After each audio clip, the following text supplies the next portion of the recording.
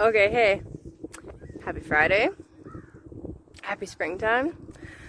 Ah, can you believe that it is Easter weekend already? My goodness, where does time go? Ah, all right, I have come out to the wetlands. I'm surrounded by wetlands. It wasn't that far of a walk. Okay, so my name's Kayleigh. Welcome to my channel. I'm here to do a Rune reading for this weekend. Hopefully the wind doesn't destroy this recording. I'm gonna try and protect the microphone from the wind. We'll see how that goes.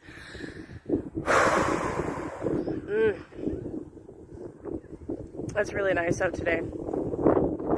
Mind you, where I am, we're far enough north that we get like random snowstorms. So there's no snow right now, everything's melted, it's really freaking beautiful, but we could get snow at any point from now until May long. Sorry, May long weekend, right? Not everybody has May long weekend. Mid-May, like May 15th-ish. Okay, anyway. It's nice out here. I like doing these out here. Okay, so 3 runes to talk about this weekend. It is Easter weekend.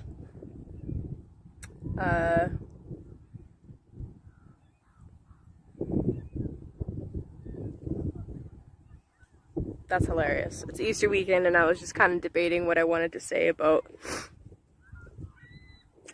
different holidays and the things that could come up around specific dates, but I'll let the runes speak for themselves. So I just pulled Hagalaz. Hagalaz. Oh, the geese are fighting. Okay. Hagalaz. This is hail. This is the elemental storm. It is the rune of crisis, for good or ill. Right now we are in a time of crisis. Could be that there's more incoming, or just, or we're just referring to this time period in general. The message behind Hagalaz is that the only real preparation that you can take is to strive towards ideals, towards archetypes greater than yourself. You can prepare yourself, well, physically, but emotionally and spiritually. It's where your true power lies. One of the biggest things to note about Hagalaz is that change is inevitable, and crisis and chaos occurs no matter where you are, no matter who you are, no matter how prepared you are. It happens anyway. So the idea is not to try and avoid change or avoid crisis, but to use things that come up as an opportunity for growth and to further yourself spiritually, physically, emotionally.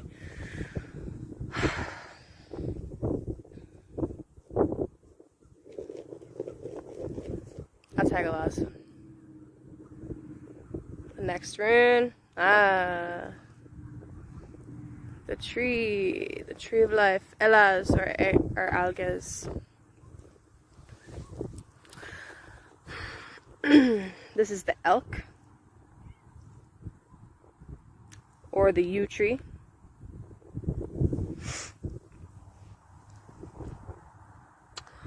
It's a symbol of communication with the divine,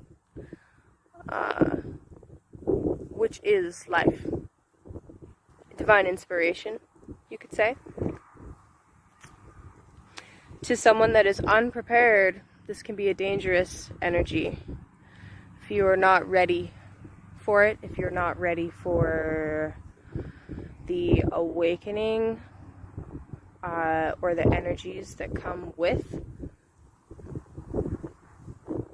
this concept, that come with contact from your higher self, from the divine.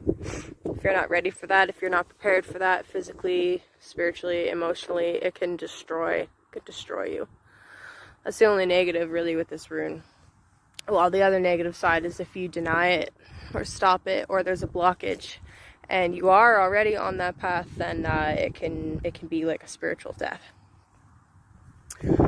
This being in the present position tells me that despite being in a time of chaos and change and upheaval and all of this craziness, despite that, you are being communicated with. You are taking the inspiration as it comes and forging your own path.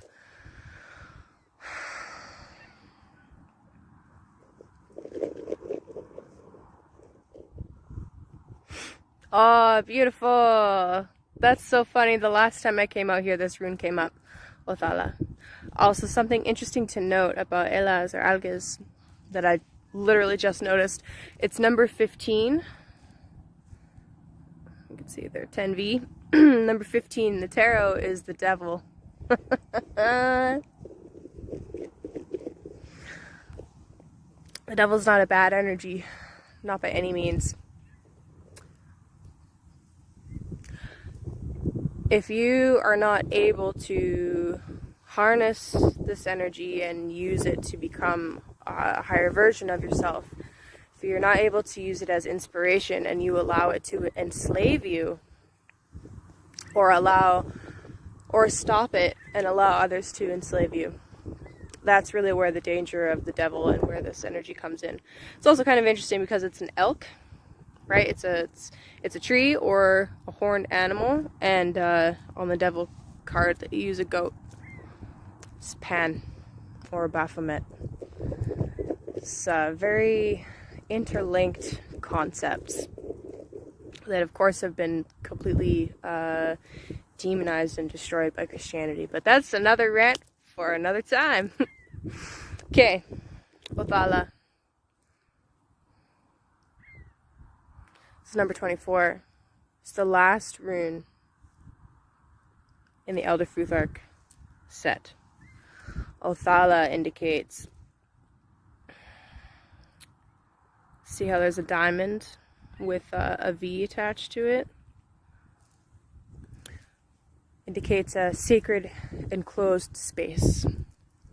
The homeland, spiritual and physical. It actually came up in my personal reading today too. That's kind of cool. Othala indicates that it's important for us to take care of our homeland, to defend it, to ensure that we follow traditions and customs that allow things to move smoothly. It's important to protect this space, this sacred enclosed space, but to not also fall into isolationism. You see, because of the open end of the bottom, at the bottom rather, it indicates that even though you need a sacred enclosed space, even though you need to protect that space, it's still important to have exchange and productive exchange with outsiders, with outside forces, with other people that have their own sacred enclosed spaces. Now this could be referring to like yourself, your personage, your body. You know, my body's a temple, that kind of thing. It could be referring to your house, you know, your home. It could be referring to a group of people, you know, if you found your tribe. It could be referring to your town or your village or your city, your country. And on a spiritual side of things, it could be referring to an inheritance that you receive from your ancestors.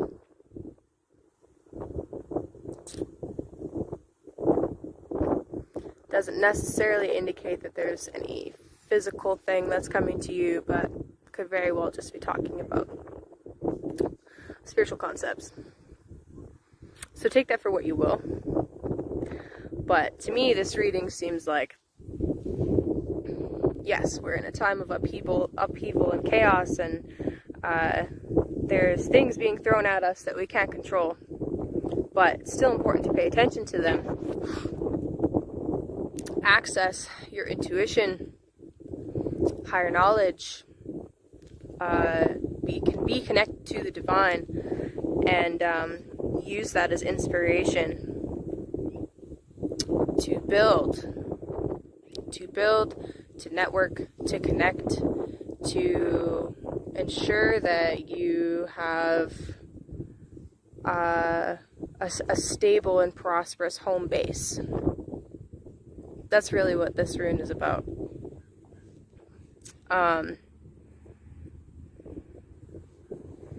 It may become important to defend that space, but by no means does that mean like violence. But you may be asked to stand. Oh, hello, giant spider. Ooh, you're kind of ugly. There must be bugs. Sorry. They kind of freaked me out, I'm not gonna lie. Anyway, you may be asked to stand. You may be asked to enforce customs and traditions.